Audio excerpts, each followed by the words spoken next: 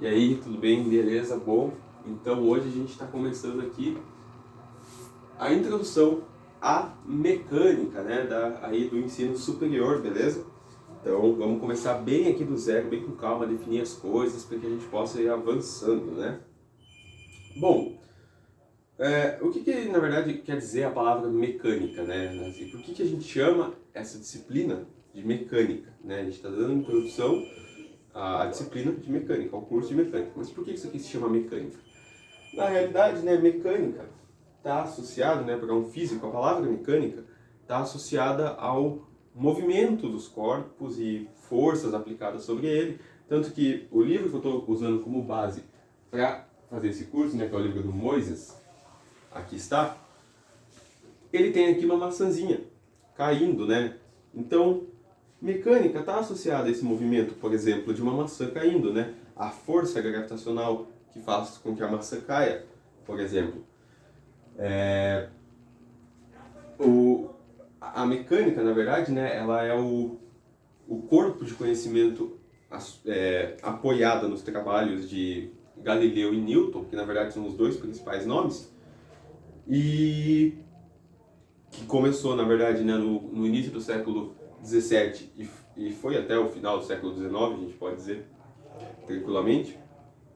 E a mecânica, na realidade, ela se desdobra em mais de uma formulação, né? Tem essa formulação newtoniana da mecânica, que a gente vai começar vendo, definindo as coisas, e tem mais outras duas formulações. A newtoniana não é a única, né? A gente tem a formulação lagrangiana da mecânica, que é uma outra formulação, e a mecânica, né, hamiltoniana, que é como se fosse uma ponte entre a mecânica clássica e a mecânica, uma outra mecânica, que é a mecânica quântica, né? Por isso que na mecânica quântica lá a gente tem, por exemplo, o operador hamiltoniano, né? O operador hamiltoniano aplicado num estado, por exemplo.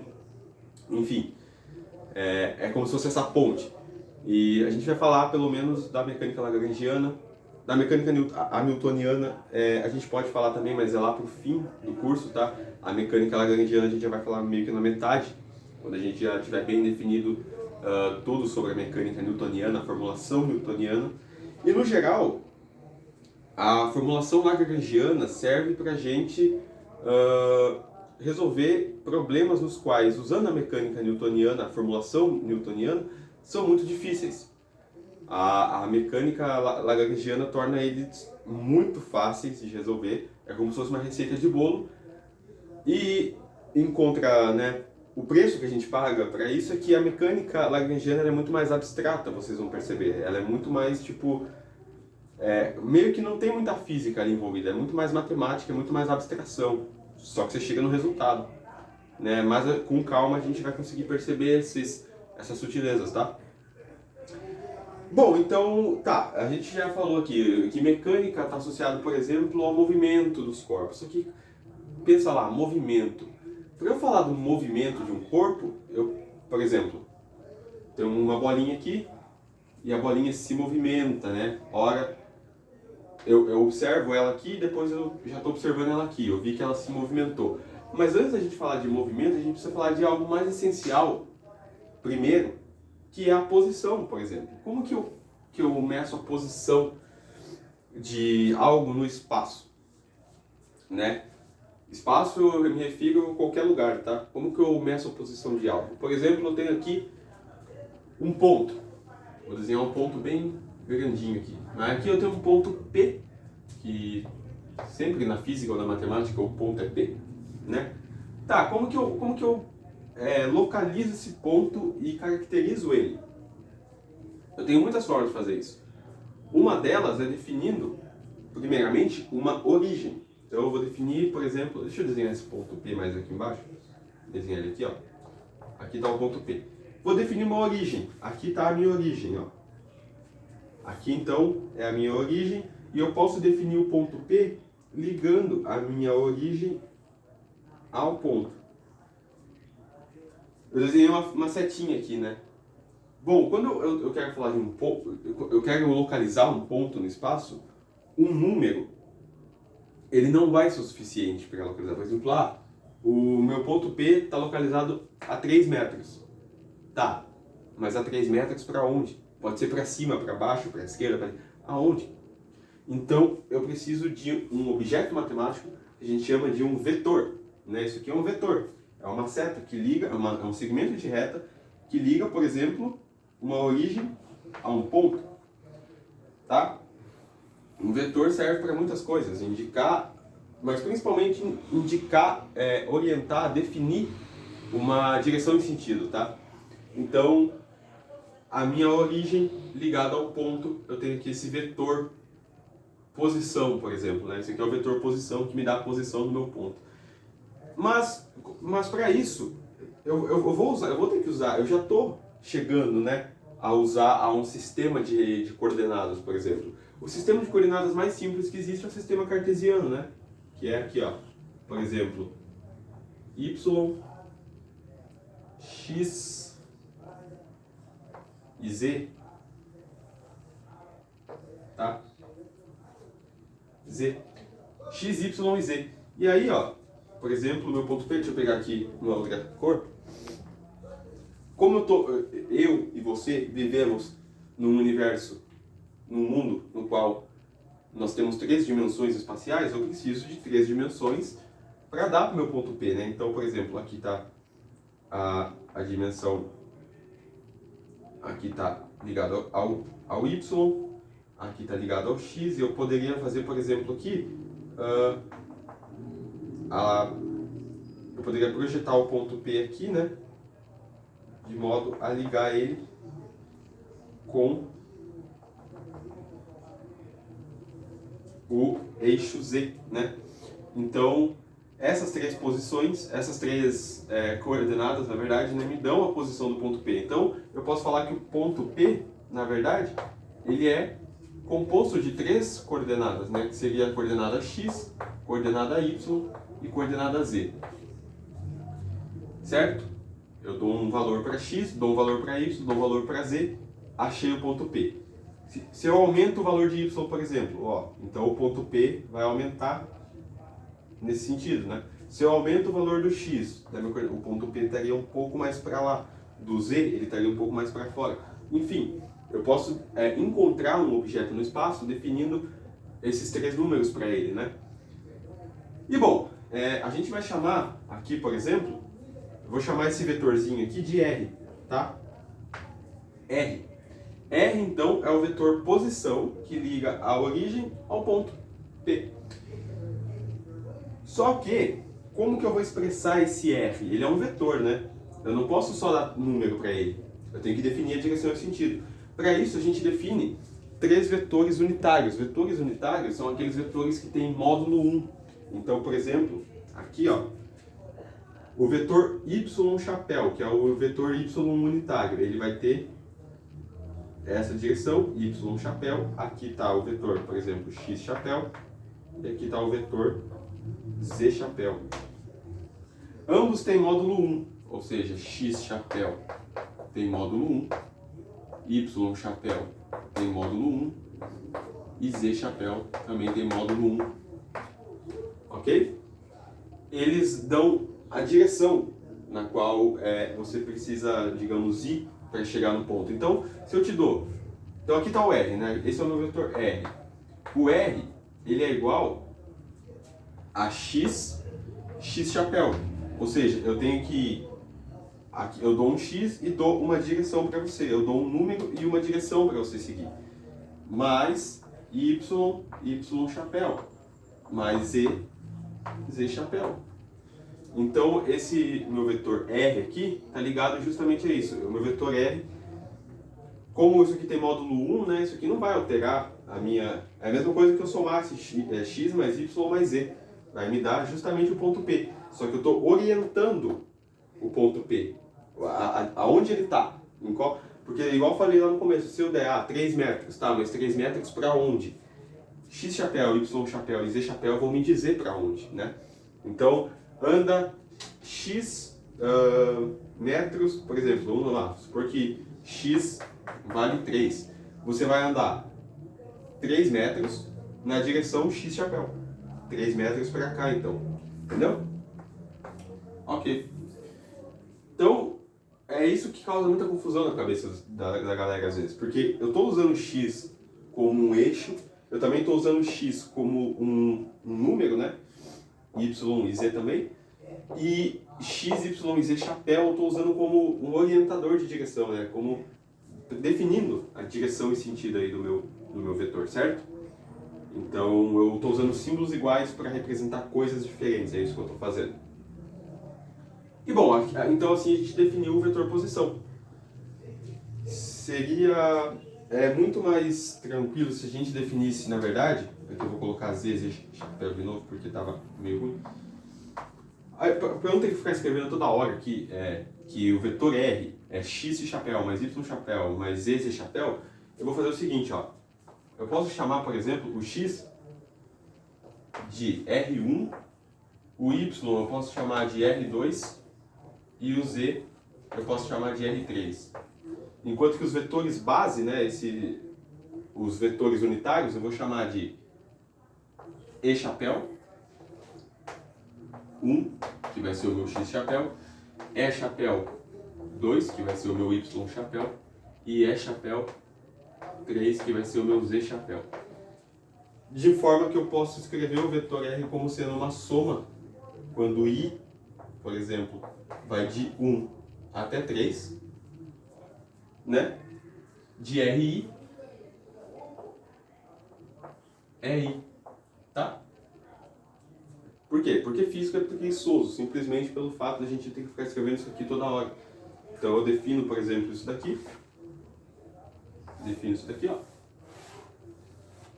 E aí é muito mais fácil escrever desse jeito, né? Tem um chapéu aqui. Engenheiros gostam de usar, no lugar de Y chapéu, de X chapéu, Y chapéu e Z chapéu, os engenheiros gostam de usar, por exemplo, IJK. Mas, enfim. Tá.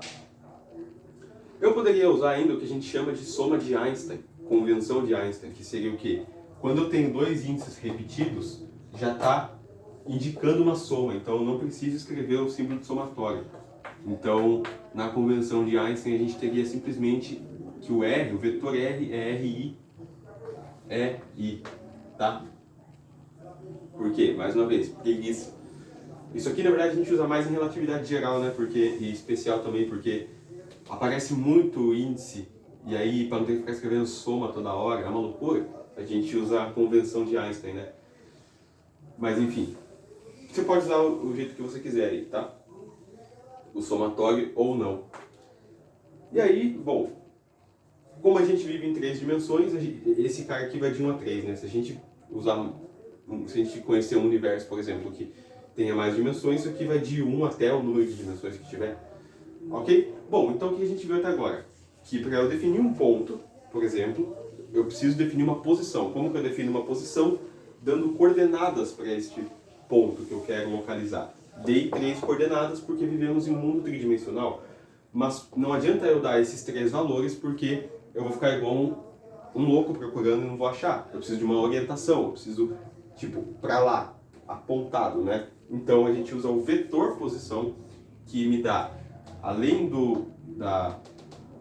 digamos, o tamanho do vetor, né? Que me dá o tamanho do vetor, né? Que vai me falar quanto que eu tenho que andar em X, quanto que eu tenho que andar em Y e quanto que eu tenho que andar em Z para chegar no ponto. E além disso, vai me dar a orientação, né? Anda tantos metros na direção X, depois anda tantos metros na direção Y e depois tantos metros na direção Z, chegou no ponto. É isso. É isso que esse X chapéu, Y chapéu e Z chapéu querem dizer. E a gente condensou tudo numa... A gente chamou o X, o Y e o Z de R1, R2, R3. As bases, né? X chapéu, Y chapéu e Z chapéu a gente chamou de E1, E2, E3 chapéu e condensamos numa coisa só aqui, ó. Ficou muito mais bonitinho, né? Beleza. Agora, o sistema cartesiano é o sistema mais simples que tem, como eu disse, né? A gente poderia usar, por exemplo, ao invés de x, y e z, r, θ e φ, que é o caso das coordenadas esféricas, mas isso a gente não vai tratar agora. Tá legal? As coordenadas esféricas. Assim, tem pelo menos, que eu conheço, 12 sistemas de referências diferentes, tá? A coordenada cartesiana é a mais simples delas. Quando que eu uso coordenadas esféricas? Pô, quando o problema sugerir uma simetria esférica, então é conveniente usar uma coordenada esférica, né? Que a gente vai apresentar mais para frente, óbvio. Então, nesse caso aqui, a gente vai começar, obviamente, com as coordenadas cartesianas, tá legal? E, bom, é isso aí. Então, tá, definimos posição. Mas a gente estava falando no começo que muito da palavra mecânica está associada ao movimento. E movimento, quando a gente fala de movimento, por exemplo, uma bolinha se movimentando, né? Aqui eu tenho um tempo, t0, aí eu deixo passar um intervalo de tempo. A bolinha está aqui. E aí aqui é um tempo t. Pô, passou um intervalo de tempo e ela não está mais na mesma posição. Ela estava numa posição que eu vou chamar de x0 e agora tá numa posição x. Então, a gente já começa a ter a intuição do que significa, matematicamente e fisicamente, ser o movimento. Movimento é quando eu vario a posição do meu vetor R, por exemplo. Suponha que eu tenha aqui, ó, uma origem. Aqui eu estou desenhando meu sistema cartesiano aqui, né? Bem pequenininho, z, x e y. E aí eu meço o vetor posição R aqui, né? Passou um certo tempo, ó, o meu vetor posição R variou. Onde ele está agora? Vou chamar de R'. Então a gente pode inferir, ele variou esse tanto aqui, né? A gente pode então inferir que velocidade nada mais é do que a taxa de variação, né? É a variação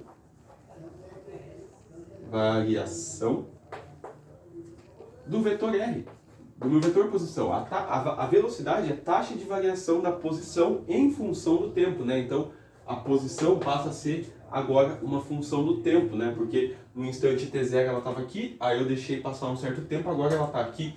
Então, a gente define a velocidade, vetorialmente falando, né?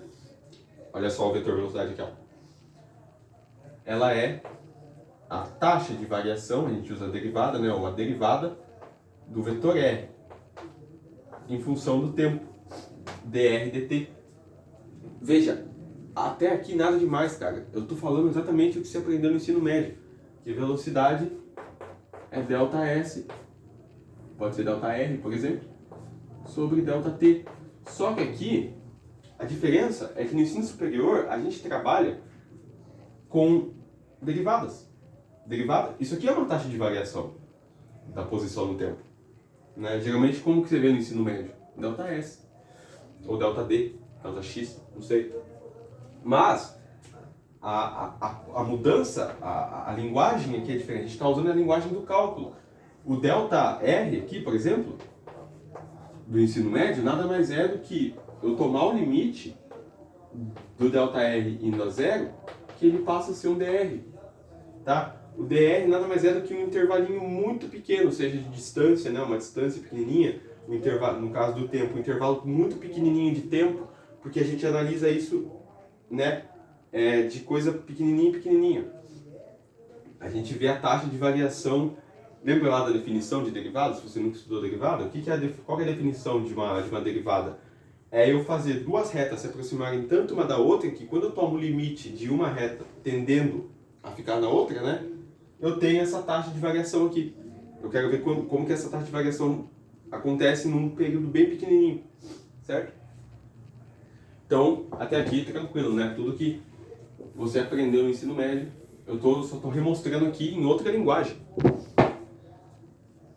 E, bom, isso aqui é o vetor velocidade, né? A gente define ele assim, né? Então eu poderia colocar 3 setinhas aqui, porque isso aqui é uma definição.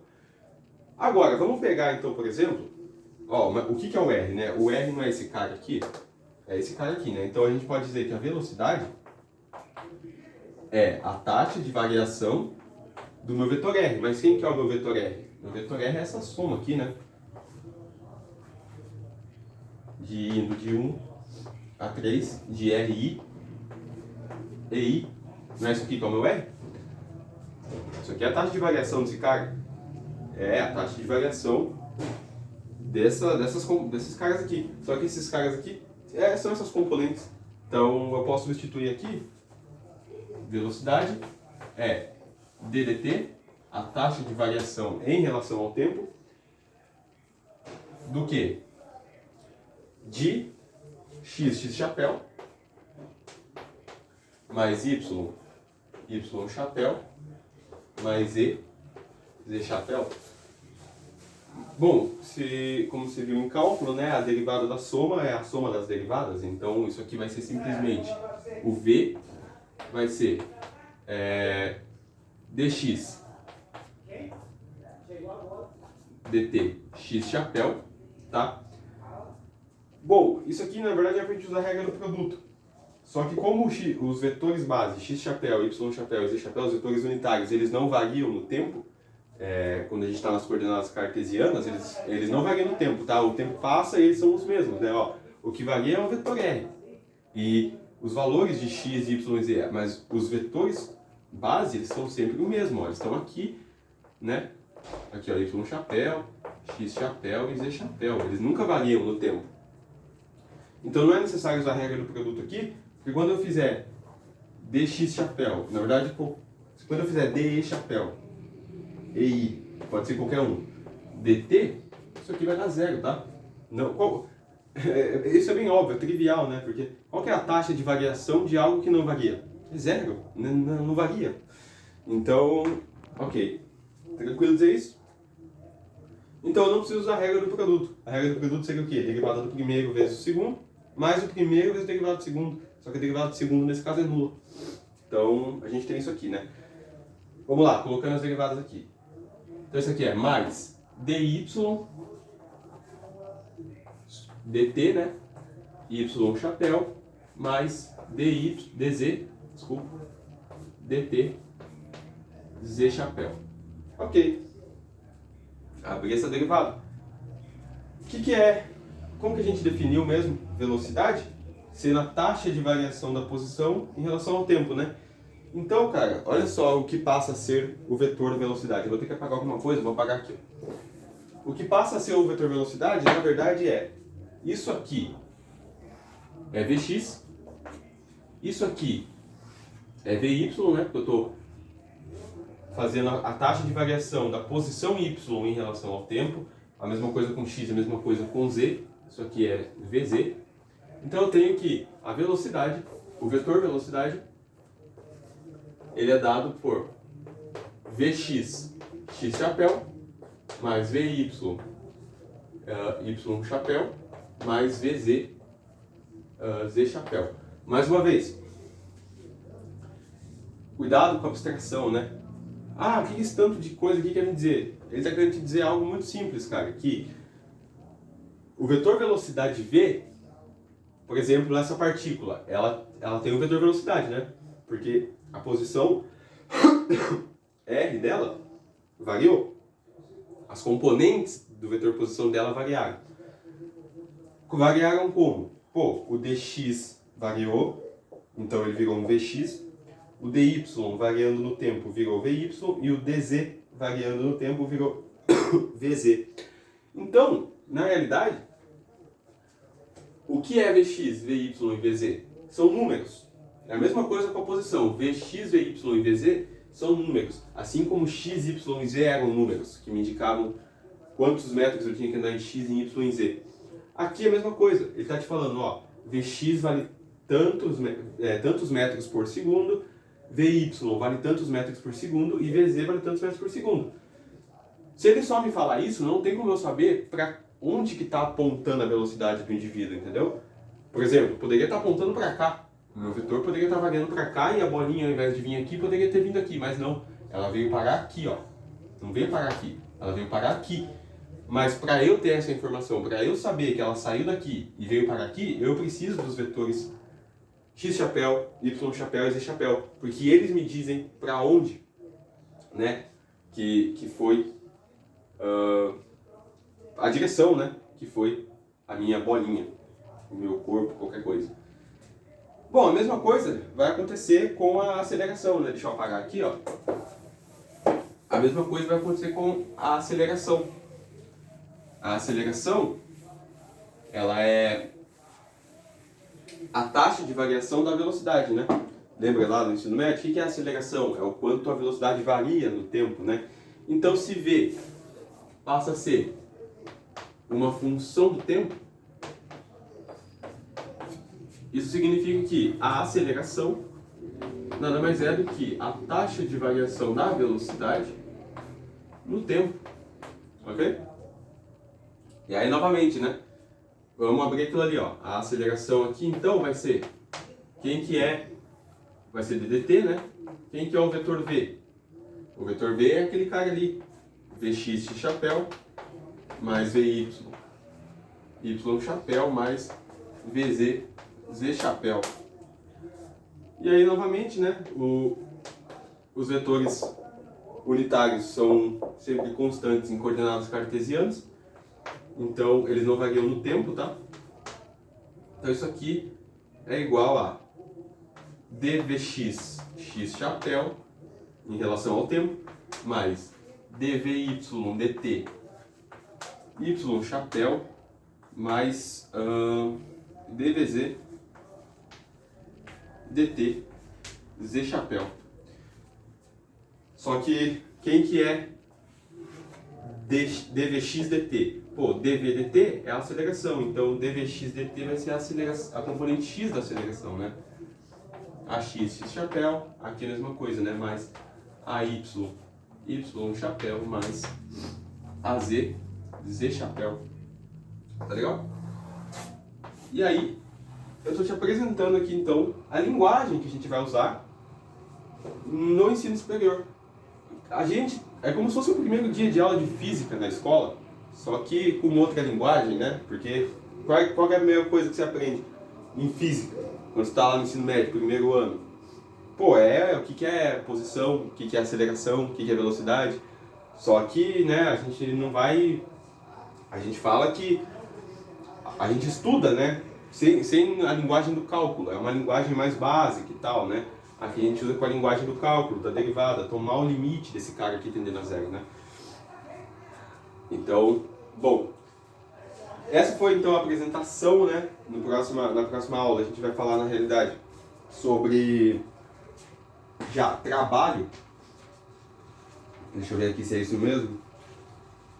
Trabalho e torque, né? Tem algumas coisas pra gente falar. Ah, e eu tava me esquecendo de mencionar isso, mas deixa eu apagar aqui, por exemplo. A gente vai usar uma notação aqui muito...